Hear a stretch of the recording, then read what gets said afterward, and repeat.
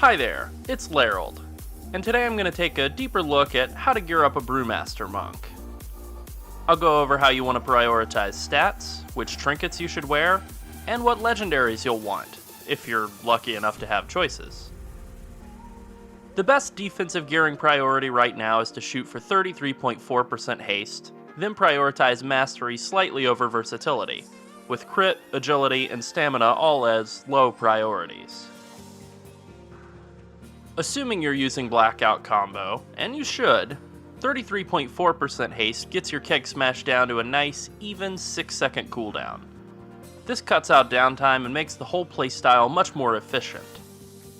The offensive gearing priority looks more like this. Let's move on to trinkets. There is no better damage reduction trinket than Darkmoon Deck Immortality.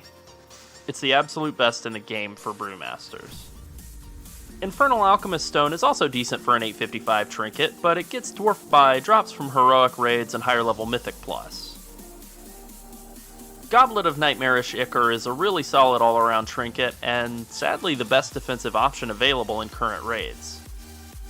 Ravaged Seed Pod is fine if you're tanking large packs of adds, but otherwise it's pretty poor overall. Grotesque Statuette was fixed recently, and instead of being hilariously overpowered, now it's kind of okay. Yeah. Phantasmal Echo is a haste stick with a pretty bad defensive component. I wouldn't recommend it. For trinkets that are a little more offensively minded, the best options are simple agility haste stat sticks from World Quests or Gwarm, and Memento of Angerboda. Bloodthirsty Instinct and Chrono Shard are also decent, offensively oriented trinkets. Let's move on to legendaries. Nothing is better than sal'salabim's Lost Tunic. It completely changes the Brewmaster priority, provides a ton of damage reduction, and allows you to spend Blackout combos on Tiger Palm for a serious damage increase. Firestone Walkers aren't too big a deal on their own, but when combined with sal'salabims, they provide a ton of cooldown reduction on Fortifying Brew. Jewel of the Lost Abbey causes you to take 23% less damage per second from Stagger, making you even more resistant to burst damage. Unfortunately, it's not that well itemized. It is a really good defensive option for hard-hitting content. Fundamental Observation is a little underwhelming right now, but it at least makes Zen Meditation slightly more useful in raids as a cooldown against burst damage, like Helya's breath attacks.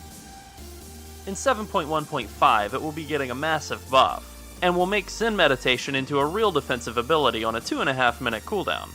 Not too bad. Guy Plin's Soothing Sash isn't particularly well itemized or really worth much healing. As long as you purify when you're taking tons of damage, it will still be helpful, but it's pretty mediocre overall. Synodaria the Symbiote adds a decent bump to opening damage against bosses, trash packs, and constantly spawning adds. In 7.1.5, it's getting a decent buff to its window and a big buff to its defensive value. For fights with tons of spawning adds, this will be a great offensive option and a pretty decent defensive one. Seph's Secret isn't that well itemized, but it gives a decent haste and movement speed increase when you're able to make it proc. And in 7.1.5, it'll be both stronger when you make it proc, and easier to do. It's not the best legendary, but it's really not bad. Prida's Zavaric's Magnum Opus is really worthless to Brewmasters right now. Getting a break from damage taken as a tank just isn't normal, particularly when you're a Brewmaster with Stagger. In 7.1.5, it will become a good bit better, but it will still be pretty poorly itemized, so meh. If you found this helpful, have a question, or just feel like I left something out, let us know in the comments section. Please like and subscribe for more videos like this, and get in touch with us on Twitter at WoW at Night. Thank you for watching. Bye.